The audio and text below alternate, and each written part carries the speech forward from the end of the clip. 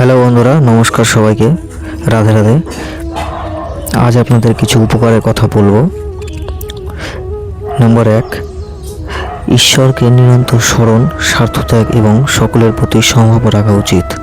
2, সবসময় ভগবানকে স্মরণে রাখলে স্বার্থত্যাগ এবং সমভাব নিজে থেকে এসে যায়। 3, যদি বলা হয় যে সবসময় ভগবানের স্মরণ কি করে হবে, এর জন্য এই কথা বোঝা যায় যে সবসময় ভগবানকে স্মরণ করার মতো আর কোনো জিনিস নেই। ভগবানের স্মরণ যে সময় বন্ধ হয়ে যায়, সেই সময় যদি প্রাণ চলে যায় তো খুবই দুর্গতি হবে। 4, পরমাত্মাকে পাওয়ার সর্বশ্রেষ্ঠ উপায় হলো পরমাত্মার নাম জপ করা এবং তার স্বরূপের ধ্যান করা। যদি তাড়াতাড়ি কল্যাণ পেতে হয় তাহলে এক মুহূর্তের জন্য জপ ধ্যান বন্ধ করা উচিত নয়। নিরন্তর জপ ধ্যানের সহায়ক হলো বিশ্বাস।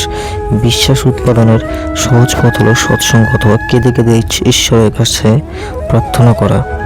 তিনি সমর্থ, তিনি সব কিছু করতে পারেন।